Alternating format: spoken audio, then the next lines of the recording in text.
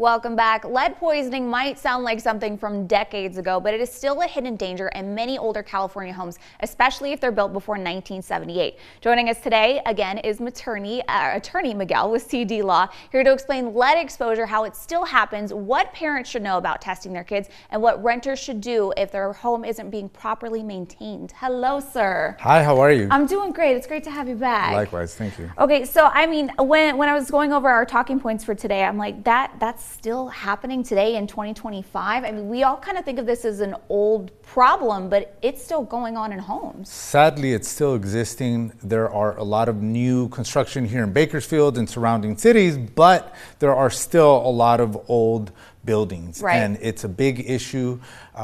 And what happens is that you have lead, which is a big problem that gets into one's system. Mm-hmm. And especially in children, there are more than 500,000 kids in the US that have lead in their system. Wow. And there is no safe amount of lead that's acceptable for kids. And so it's a big problem.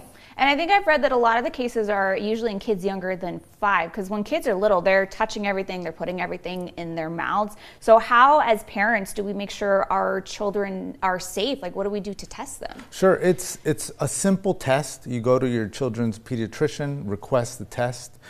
The way that lead goes into the system, it goes into the bloodstream, tissues, organs, and eventually bones, and it accumulates in the bones. Oh, wow. And so what happens is that children will test, and they may test at a certain level, and then it can go down. Okay. And people might think, well, okay, that's the end of it. The problem is, because it's accumulating in the bones, it might release back into the bloodstream. Wow. So it's important for parents to test their kids regularly, because we have seen in cases that we've had where the kids' lead will be high, then low, then it spikes back up. Wow.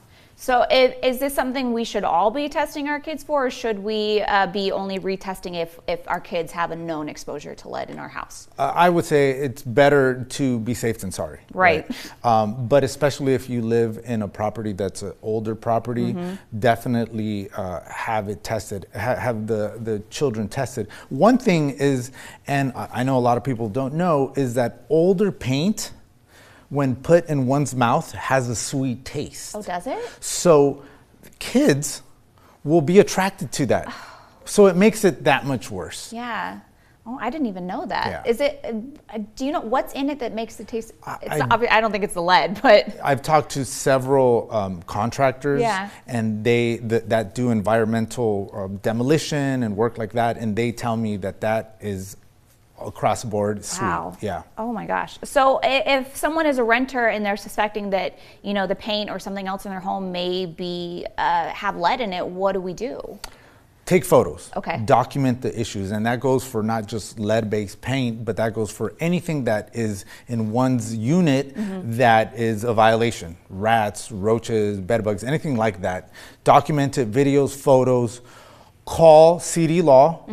And let us know about that issue, and we'll guide you through every step of the way. Now, one thing I have to say is that if people are living in buildings that are pre-built before 1978, they're supposed to receive a brochure that talks about the dangers of lead. Oh. And so the state has mandated landlords to have a duty to provide these brochures to tenants. And if they are not providing that, then they can face serious legal trouble. Okay. So it's important that they are given this. Yeah, so they have the information. Okay, so if you live in a home and you've never gotten that, you may want to contact your landlord and document that as well. That's right. So, okay, so if we're in this situation, or even we're questioning whether our kids or ourselves may have been exposed to lead, how do we reach out to you? Well, on the socials, CD Law Firm.